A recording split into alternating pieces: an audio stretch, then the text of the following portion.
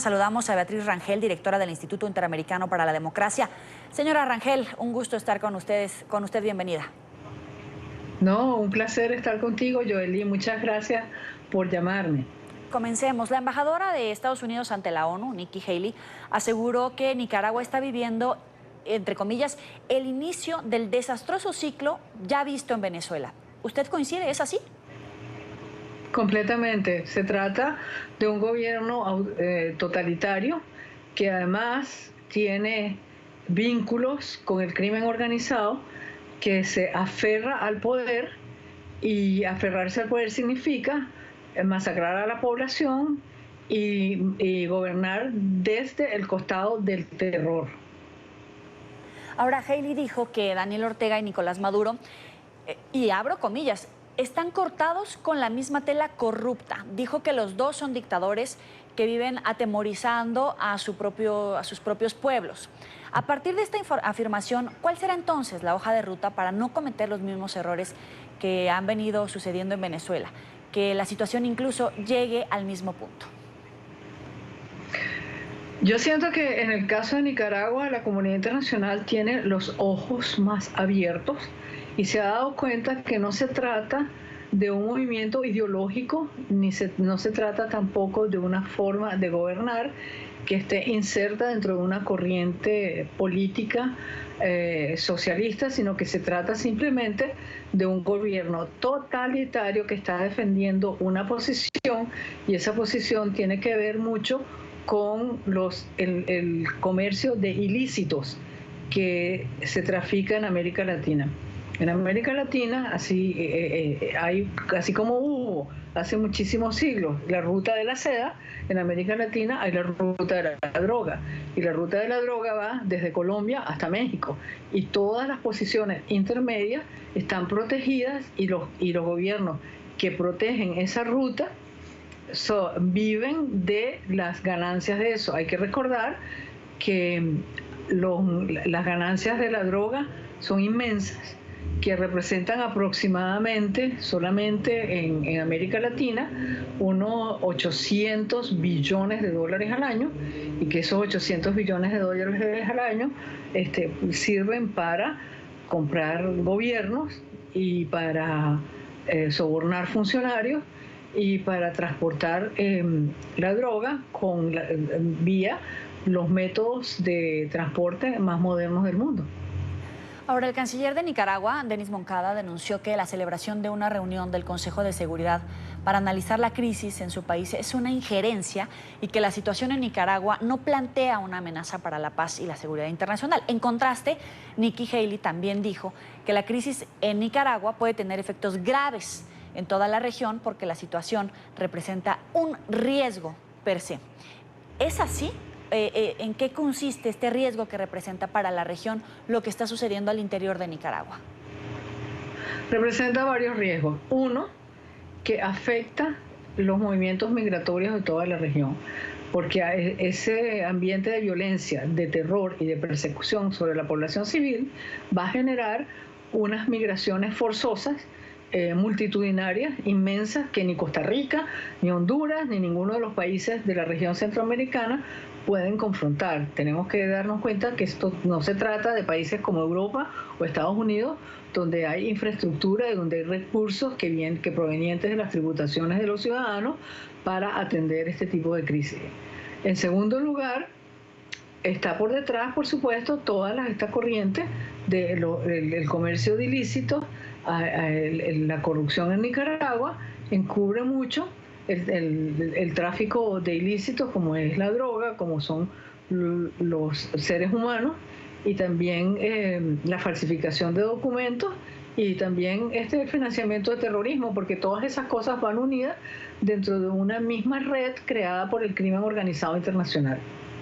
Usted, al igual que en el debate el día de hoy, plantea la situación de Venezuela y de Nicaragua como muy parecidas, pero le quiero plantear: la ruta crítica para salir de la crisis en Nicaragua atraviesa necesariamente por la convocatoria a elecciones sí o sí, o cuál es el margen de maniobra para no caer justamente en la situación de Venezuela. Mira, atraviesa por la convocatoria de unas elecciones que sean supervisadas internacionalmente, pero supervisadas de verdad, verdad. ¿Qué significa esto? Significa que hay que empezar por crear el registro electoral, o por lo menos revisar lo que hay y crear un registro electoral que realmente refleje cuál es la población votante, dónde está y que tenga acceso a la votación. En segundo lugar, hay que tener la infraestructura para contar bien los votos y en tercer lugar hay que tener supervisión sobre el conteo de los votos.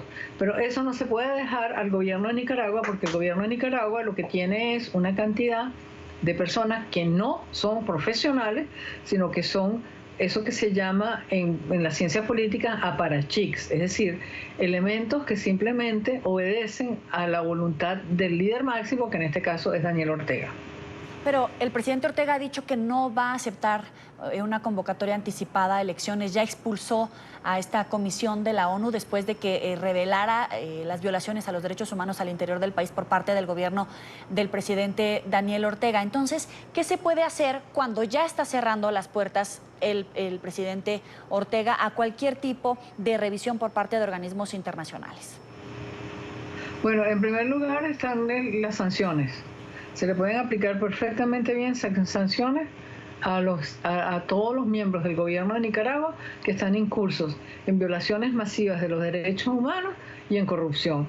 Y una vez que se apliquen esas sanciones, también se puede extender esto a aplicarles lo que es la Convención de las Naciones Unidas contra el Crimen Organizado Transnacional, llamada en corto Convención de Palermo. La Convención de Palermo establece claramente que un fiscal de una nación que está siendo afectada por las operaciones del crimen organizado en otra nación puede juzgar a los responsables de esa nación que le está haciendo daño.